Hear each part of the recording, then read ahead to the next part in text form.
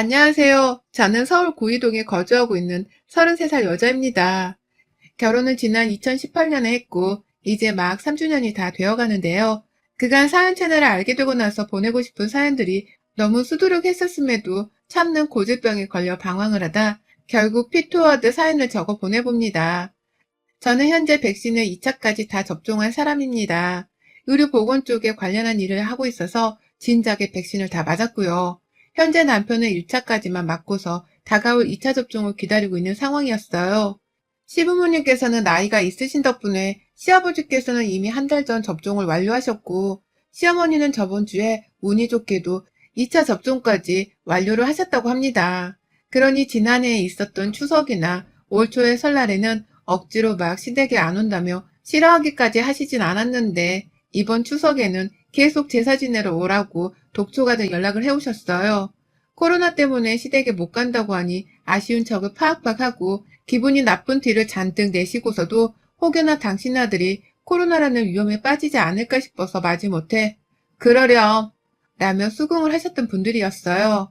그 사이 백신을 2차 접종까지 완료한 사람이 자신들을 포함해 저까지 생기다 보니 당연스레 봐도 괜찮을 거라 생각을 고쳐 먹으셨던 것 같아요.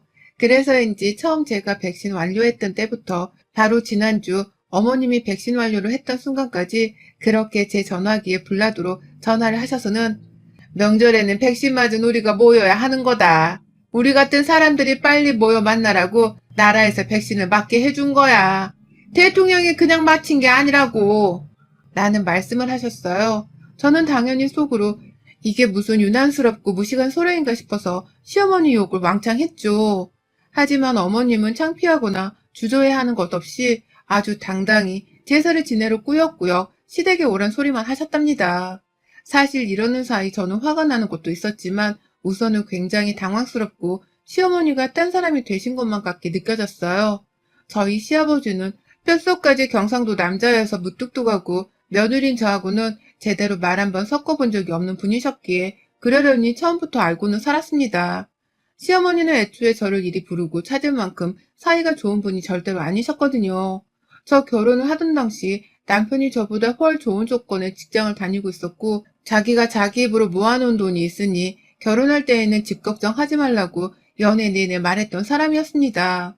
당연히 제 입장에서는 내가 사랑하는 남자가 모아놓은 돈도 있고 집 구해올 능력도 있다고 하고 걱정을 하지 말고 시집 오라고 하니 좋은 건 당연했죠. 이런 조건의 남자를 더 사랑하지 않은 여자가 세상에 있긴 있을까요?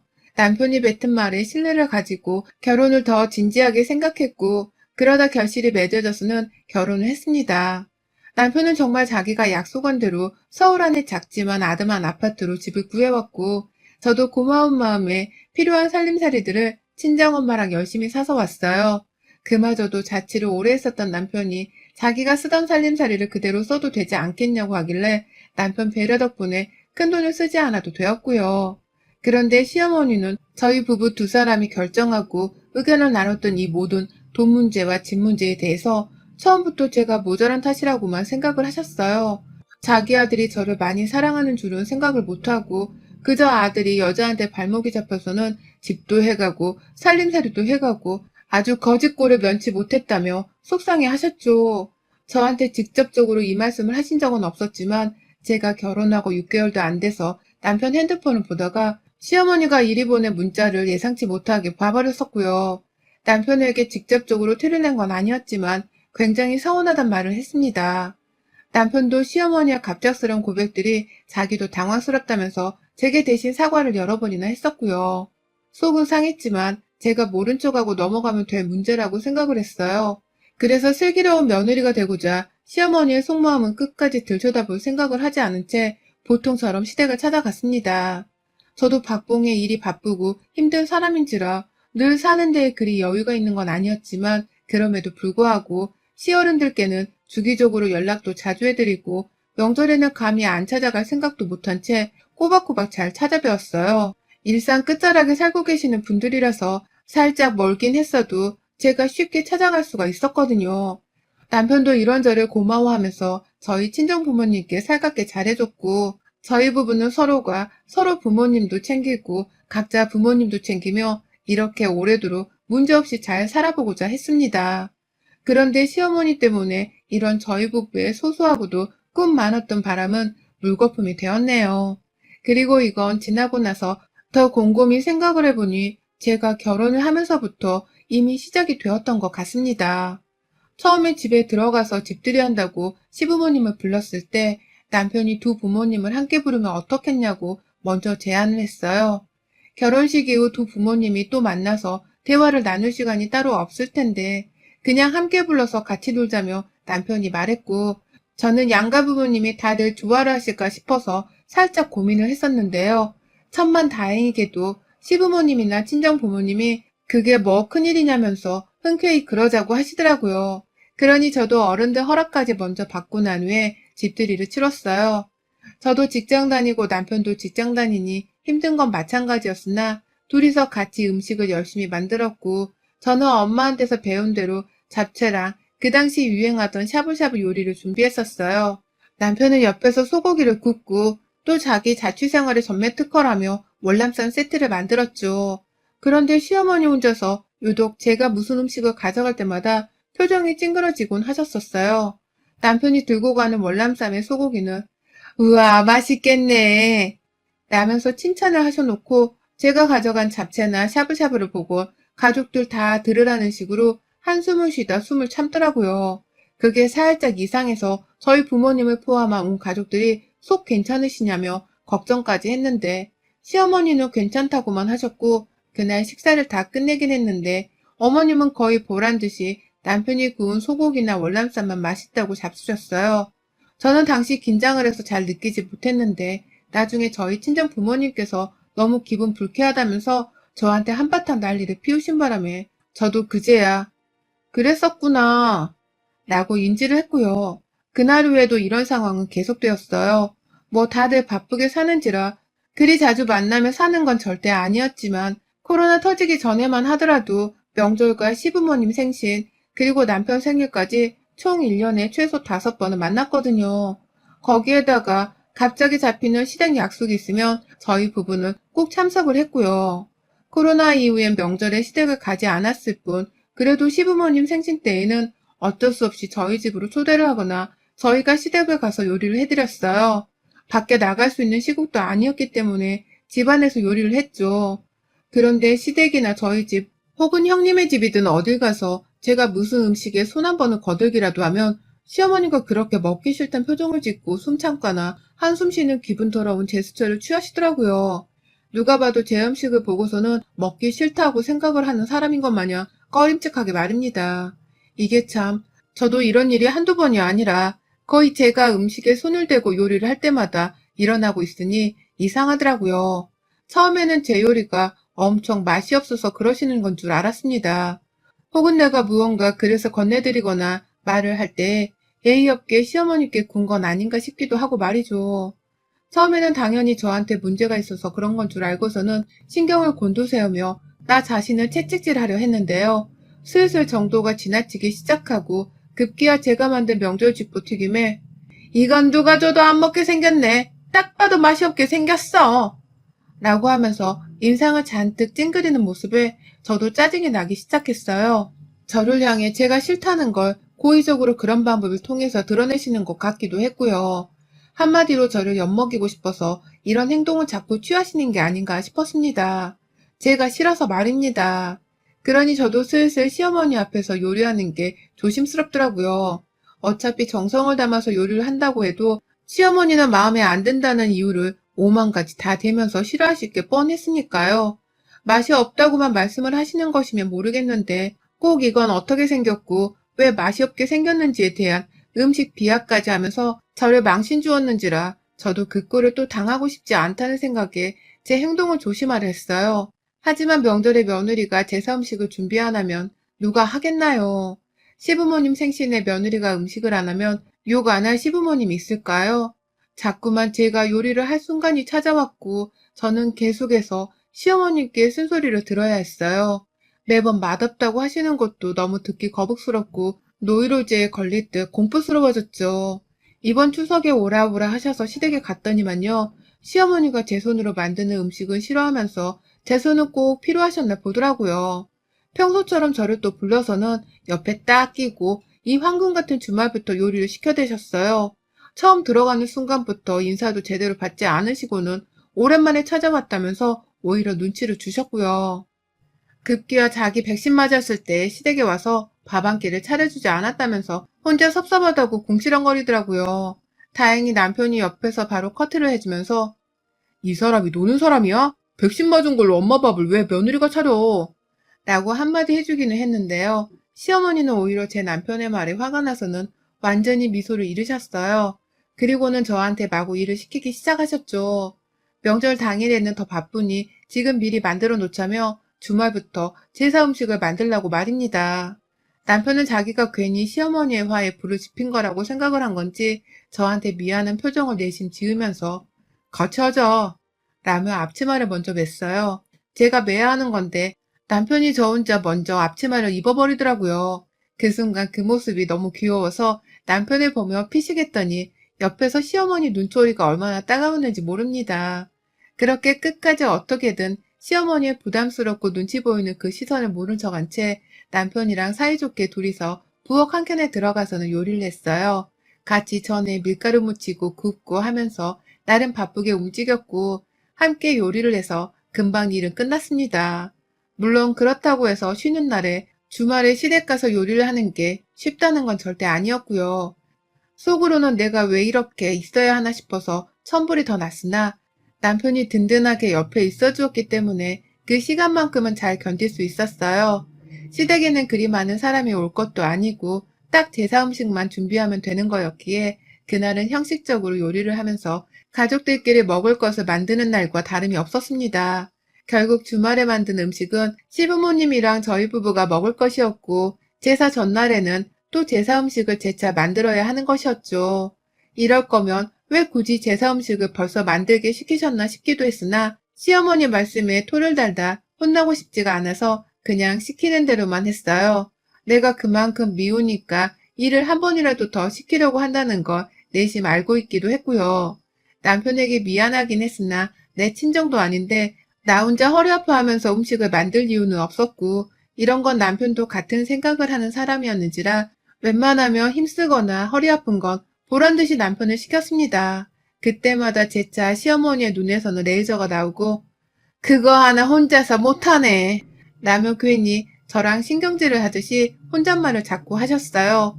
보란듯이 그 말씀과 눈빛을 다 무시하면서 남편에게 고의적으로 시켜댔어요. 시어머니가 더 빡쳐하시는 게 눈에 보일수록 저는 속으로 통쾌해하고 있었고요. 그렇게 요리를 하다가 다 차린 음식들을 모아다가 밥상을 차렸습니다. 시부모님은 불러다가 거실에 상을 차려놓고 밥을 먹고자 했죠. 시어머니는 그 와중에도 밥상을 제 남편이 직접 피고 있다면서 마음에 안 든다고 레이저를 쏘아대고 계셨는데 저는 아랑곳하지 않고 시아버지를 보면서 진지 드세요 라고 하며 자리에 앉았습니다. 그러니 시아버지도 그래 먹자 라고 하면서 기분 좋게 자리에 착석하셨고 시어머니는 너 왜 내 이름은 안 부르니? 라는 말을 굳이 하시면서 투덜대며 자리에 앉으시더라고요. 그러니 옆에 있던 시아버지가 진지 드시라고 했는데 당신 이름을 왜 또 불러? 라고 하며 무안을 주셨고 순간 저는 속으로 웃음이 터져나올 뻔했으나 겨우 참아냈습니다. 그리고는 네, 저 진지 드시라 두 분께 같이 말씀드린 건데 라고 하면서 굳이 말대꾸를 해봤죠. 순간 속으로 괜히 쫄렸는데 제 말에 시어머니가 꽁에선 별말을 못하시는 거 보니 괜히 기분이 좋더라고요. 사이다 한 잔 시원하게 마신 것 같아서 말이죠. 그러니 더 속으로 콧노래를 부르면서 그리고 또 내가 차린 음식에 뭐라고 투정을 부리지는 않을까 싶어 하면서 복잡한 심경으로 밥 한 숟가락을 떴습니다. 그런데 이 멀쩡히 밥 먹는 자리에서 시어머니가 제게 또 무슨 짓을 한 줄 아세요? 요리를 할 때 남편이랑 같이 전을 부치고 구운 거라서 그런지 저는 정말 잘만 드시더라고요. 동그랑땡을 거의 흡입하다시피 하면서 배고프다고 막 드셨어요. 굳이 맛있다는 말도 남편을 보면서 여러 차례 하셨고요. 그런데 그 옆에 제가 만든 소고기국이랑 생선구이는 입에도 안 대시는 겁니다. 일부러 보란 듯이 시선을 줬다가 찡그리면서 피하고 또 시선을 줬다가 먹기 싫다는 듯이 얼굴을 찡그리게 반복하며 말이죠. 그러니 저도 시어머니가 또 저를 상대로 유치한 장난질을 하고 계시다는 걸 파악했죠. 뭐 거기까지는 한두 번 당한 게 아니어서 저도 참아줄만은 했습니다. 물론 화가 많이 나는 상황이었지만 최대한 명절을 무사히 잘 보내겠다는 마음으로 꾹꾹 화를 눌러 담았어요. 그런데 제가 제 분노로 인해서 잠시 방심을 하고 있던 그 순간 시어머니가 제 표정으로 제 속마음을 눈치챈 건지 저를 한번 양껏 째려보시다가 제가 만든 소고기국을 갑자기 뚫어져라 보시는 겁니다. 그러더니만 보란듯이 갑자기 으, 아휴 이거 딱 봐도 토 나오게 생겼잖아 라고 하시면서 숟가락을 대지도 않아 놓고는 밥상 위에 수저를 딱 놓으시는 거예요. 그 후엔 저를 노려보면서 말입니다. 그러더니 자신을 놀래 쳐다보는 저희 남편과 시아버지의 시선이 살짝 민망하고 부담스럽긴 했는지 너 여기에 뭘 넣었니? 내 국그릇에만 뭘 탄 거야? 무슨 소고기국 냄새가 이렇게 구역질이 나. 보기만 해도 역겹고 맛없게 생겼잖아. 라면서 자신의 말에 나름 정당성을 부여하시더라고요. 뻔뻔스러운 거짓말로 말입니다. 기껏 내가 열심히 만든 국인데도 말이죠. 며느리 여러분들, 내가 기껏 남의 집 부엌대기 안에 들어가서 시간 쪼개가며 만들어 놓은 음식에다가 시어머니가 토 나온다고 소리를 질렀다 상상을 해주세요. 소름 끼치고 열받죠? 분하시죠? 그런데 저는 그 순간 화가 나는 건 둘째치고 진짜 서럽고 속상해서 눈물이 다 나더라고요. 기껏 열심히 만들었더니만 먹을 때마다 손도 대지 않고 보란듯이 맛이 없다고 하시더니만 이젠 하다하다 토가 나온다니. 정말 내가 이 꼴을 시댁에서 겪는 건가 싶어서 미치겠더라고요. 눈이 충혈된 저를 보면 남편은 멀쩡한 고개구만 구역질이 난다는 말이 왜 나와? 라면서 시어머니를 나무라고 저보고 맘만 괜찮구만 괜히 저러시네 라며 빠르게 달래려 했어요. 그 무뚝뚝한 시아버지도 참 옆였네 나이 들어 입맛까지 고장이 났나? 라면서 눈치를 팍 주며 입을 다물라 경고를 하셨죠. 하지만 저는 여전히 씩씩대며 저를 쏘아보다 국그릇을 쓰레기 봉지한 마냥 더러워하며 휘젓는 시어머니의 행동에 슬슬 빡이 쳤어요. 속으로 나 진짜 그동안 많이 참았다. 라는 혼잣말을 한번 뱉어내고는 먹지 마! 라고 하면서 시어머니 앞에서 국그릇을 확 낚아채 버렸어요.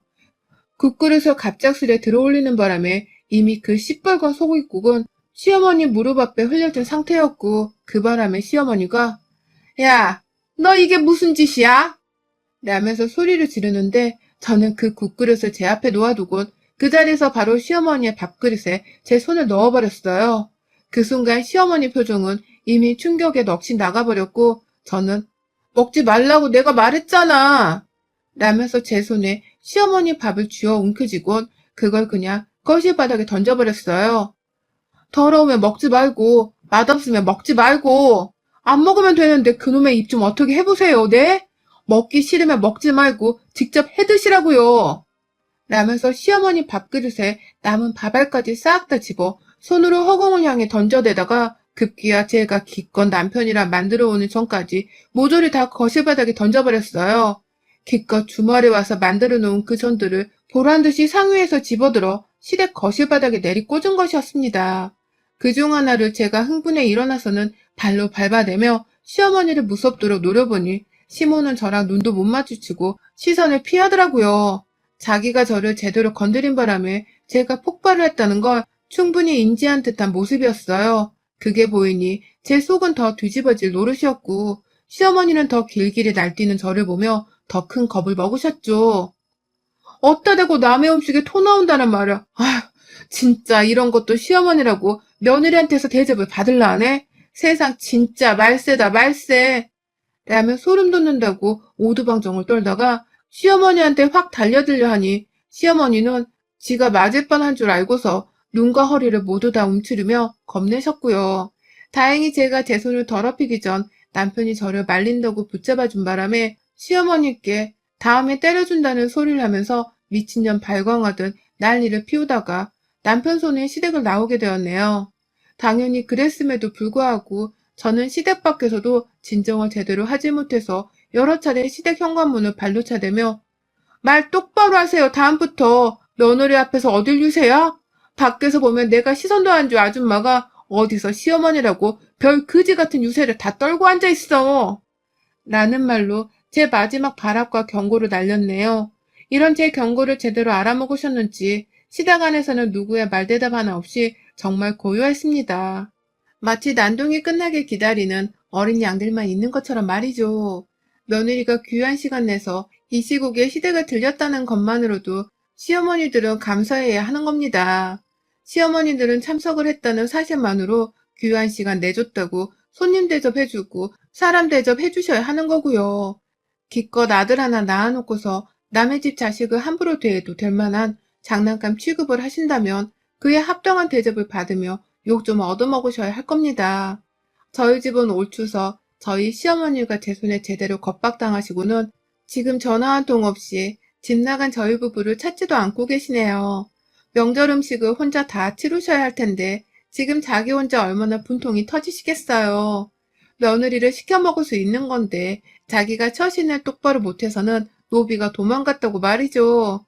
전 사연을 쓰면서도 재차 다시 다짐을 했는데 이런 시어머니들은 정말 그냥 내버려 두면 안 된다고 생각을 해요.